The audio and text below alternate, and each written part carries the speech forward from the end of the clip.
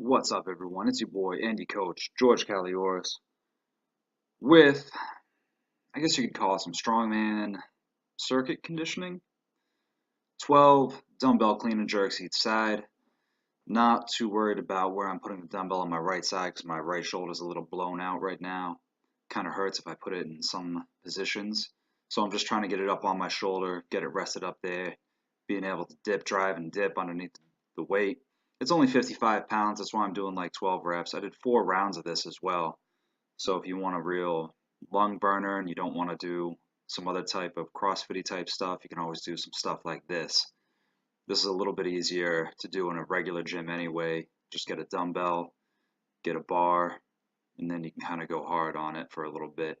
You don't have to do toes to bar, you don't have to do sled pull. You can do like single arm rows or bent over rows or something like that. And then, some variation of like a pike sit up or maybe hand like inchworms, walking your hands out on your toes. So staying on your toes, walk your hands out to a plank, walk your hands back up so your butt's in the air.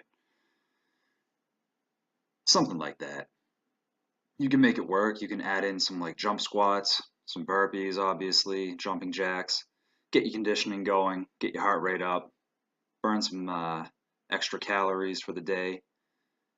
And overall, it just makes you feel better to get some conditioning in. When I start getting close to competitions, I end up hitting a lot of strength stuff, and then I just don't have time or the real want to do any of this conditioning type stuff. But since I'm now deloading after that 335 or 3 sets of 8, um, it's I want to hit a little conditioning to keep going, keep my body strong, work my lungs a little bit, work my heart rate a little bit, so when I'm doing those tire flip and keg carries, I'm not feeling like I'm about to die. So 2 or 3 times a week, I think I'm gonna be hitting this type of stuff up again until the competition. Then after the competition, it's probably gonna be more. I'm probably gonna try and do a finisher at the end of every workout, or even hit the main set of something and then maybe one other movement, and then hit a WOD for the day, and then call it because I don't want to be so fat or too fat, maybe just a little fat, but why bother being fat if you can just be strong? Bigger isn't stronger, stronger is stronger. So if I can just be strong and I can be kind of lean as well, I can be very conditioned.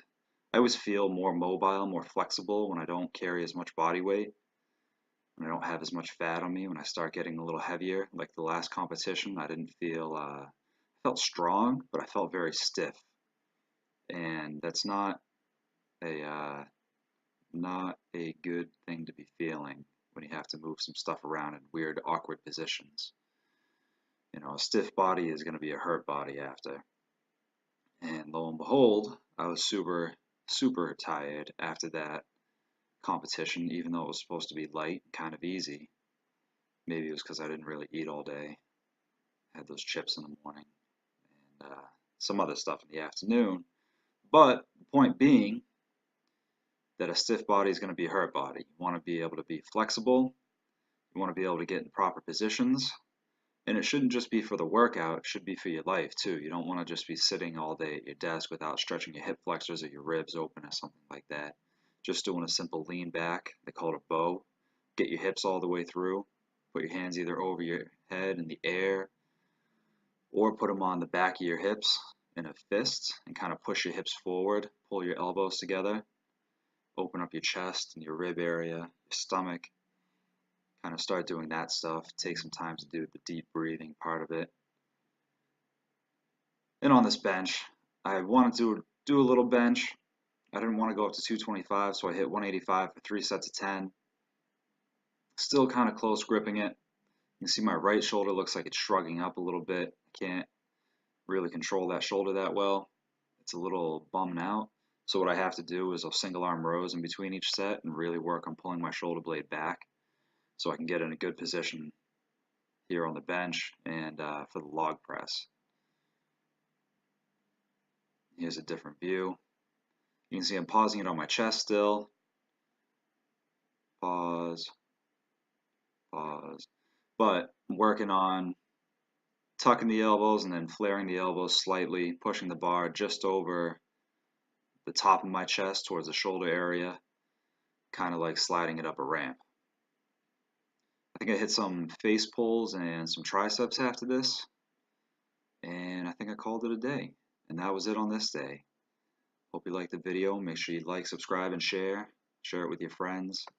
I'm out. Peace.